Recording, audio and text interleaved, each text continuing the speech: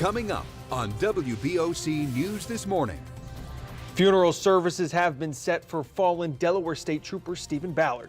Throughout the first state today, people can turn over their unneeded and unwanted prescriptions safely and securely. And the search is still on for the Delmarva man serving time for attempted murder who escaped police custody in Howard County. Now, WBOC News This Morning, Delmarva's news leader.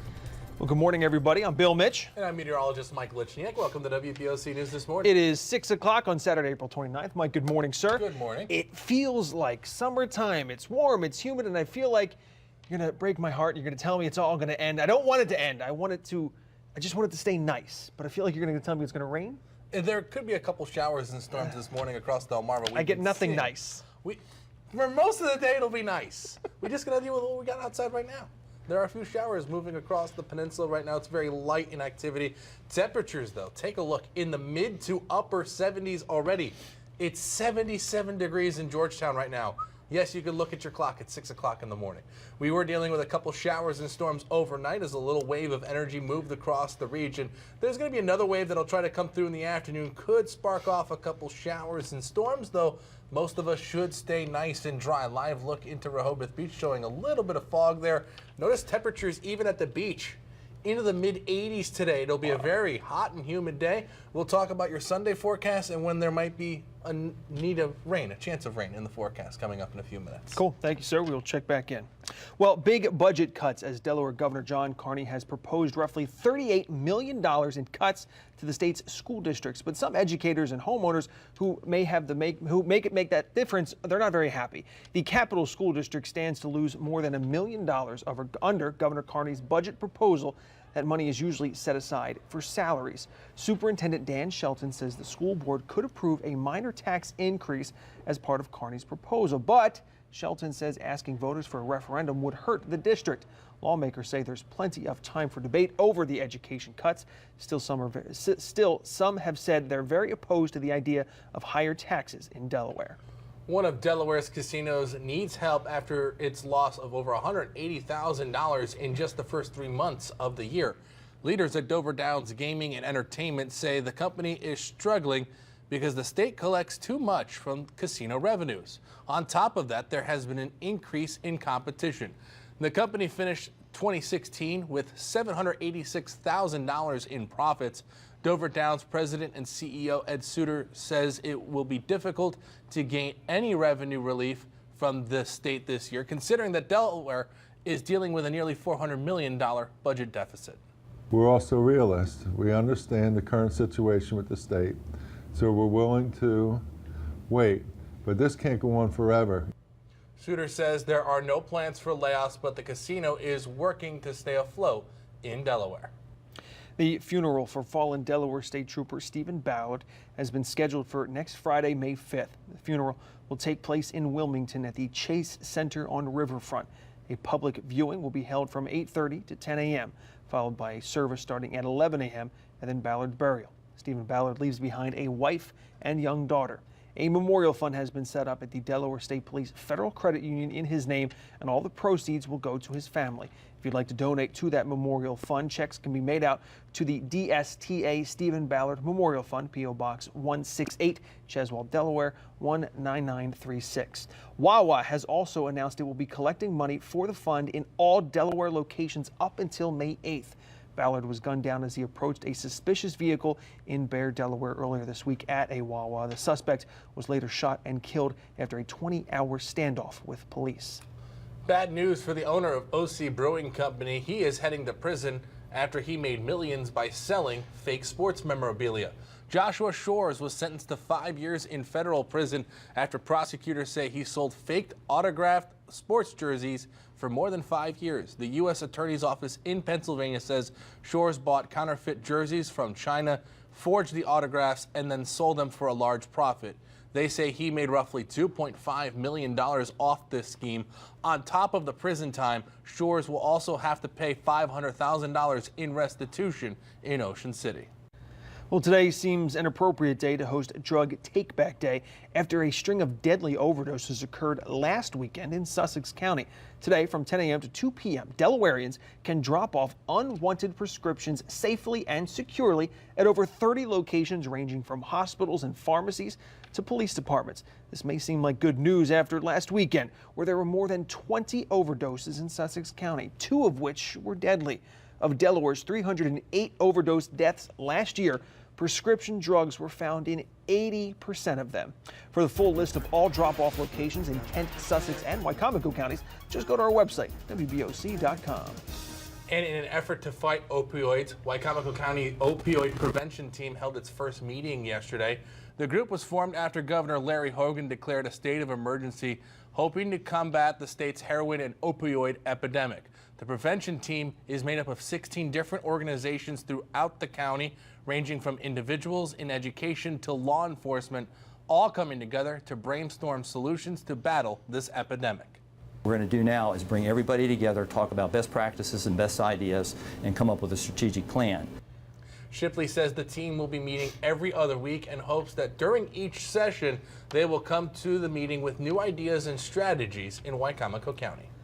In Howard County, authorities are searching for an inmate who escaped from the custody of the Wycomico County Department of Corrections.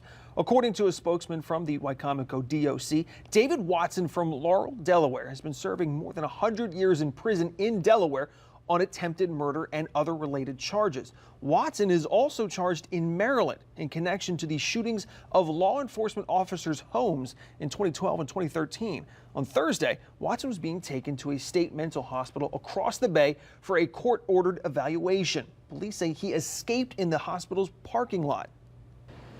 A guard opened the door after the van stopped in the parking lot, and Watson, who was the only occupant, pushed the guard to the ground and ran into the woods.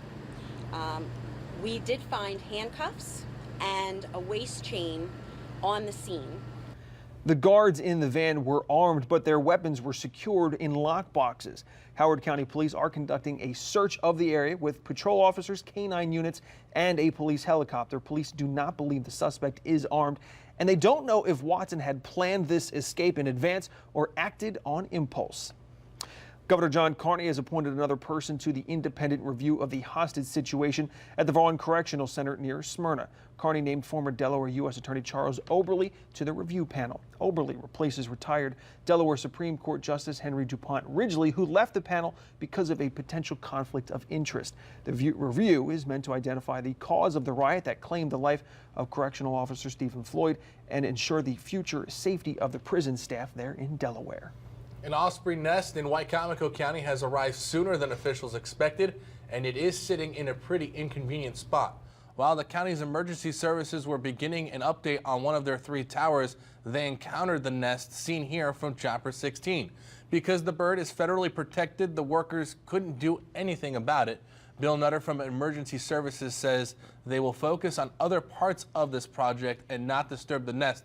He says even with the possible setback, the project should be finished by December in Wycomico County.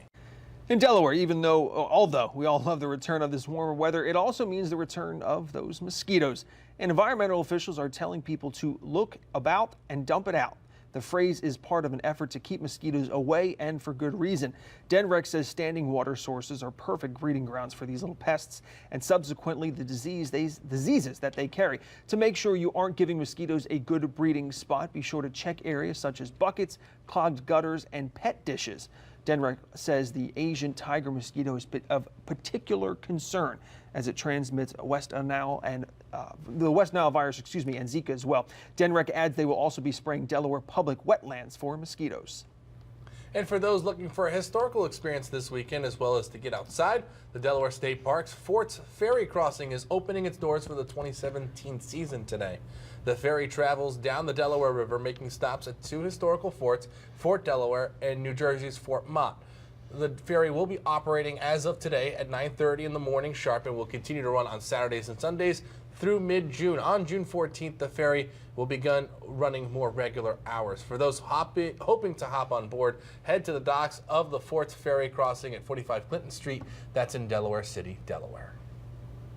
We're getting a live look at Rehoboth Beach from our Boardwalk Plaza hotel camera. A really warm start to our weekend, and hopefully it will stay this pleasant so everyone can be happy and enjoy the beautiful weekend. Right, Mike? Mike, you want people to be happy, so, are we going to stay happy? For the most part, we will. Okay. It's going to be a warm and humid next couple of days. Gonna It'll hold be you to well it. above average, but There it there is. could be a couple storms. There it over is. There, There's there the could be. There are a couple storms out there. Here's Storm Tracker radar over the last few hours, showing you the showers and even a couple thunderstorms that we've been dealing with overnight last night across the region. Here's live Storm Tracker radar. We'll put the beams on for you, show you that there are some rain showers falling in places right along the beaches of Dewey, out towards Fenwick Island, and there could be a few showers as you're traveling along 50, heading from Salisbury out towards Ocean City this morning.